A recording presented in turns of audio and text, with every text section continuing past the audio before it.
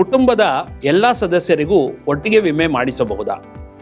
ಹೌದು, ಕುಟುಂಬದ ಎಲ್ಲ ಸದಸ್ಯರಿಗೂ ಅಂದರೆ ಗಂಡ, ಹೆಂಡತಿ, ಮಕ್ಕಳು ಎಲ್ಲರಿಗೂ ಸೇರಿ ಒಂದು ಫ್ಲೋಟರ್ ಪಾಲಿಸಿ ಅಂತ ಹೇಳಿ ಮಾಡ್ತೀವಿ. ಅಂದರೆ ಒಂದು ಸಮ್ ಇನ್ಶೂರ್ಡ್ ಒಂದು ಕುಟುಂಬಕ್ಕಿರುತ್ತದೆ.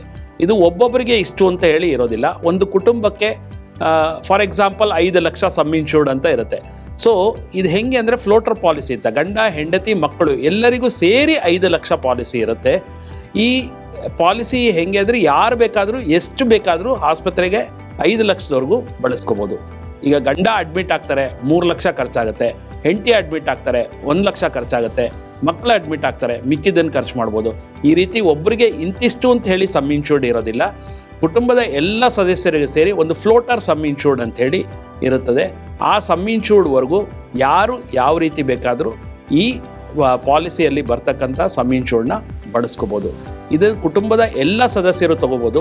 ಸಾಮಾನ್ಯವಾಗಿ ಮಕ್ಕಳಿಗೆ 18 ವರ್ಷ ಅಥವಾ 21 ವರ್ಷ ಅಥವಾ 25 ವರ್ಷ ಇದು ಪ್ರತ್ಯೇಕವಾದ ಪಾಲಿಸಿಗಳಲ್ಲಿ ಪ್ರತ್ಯೇಕವಾದ ಕಂಡೀಷನ್ಸ್ ಇರುತ್ತೆ. ಸೊ ಈ ವಯಸ್ಸು ಆಗೋವರೆಗೂ ಕೂಡ ಅವರು ಕುಟುಂಬದ ಜೊತೆ ಫ್ಲೋಟರ್ ಪಾಲಿಸಿನಲ್ಲಿ ಇರ್ಬೋದು. ಗಂಡ, ಹೆಂಡತಿ, ಮಕ್ಕಳು ಎಲ್ಲರೂ ಸೇರಿ ಒಂದೇ ಪಾಲಿಸಿ ತಗೋಬೋದು. ಇದಕ್ಕೆ ಫ್ಲೋಟರ್ ಪಾಲಿಸಿ ಅಂತ ಕರೀತಾರೆ. ಇದರ ಬಗ್ಗೆ ಹೆಚ್ಚಿನ ಮಾಹಿತಿಗಾಗಿ ಈ ಕೆಳಗಿನ ನಂಬರನ್ನು ಸಂಪರ್ಕಿಸಿ, ನಿಮಗೆ ಹೆಚ್ಚಿನ ಮಾಹಿತಿ ದೊರೆಯುತ್ತದೆ.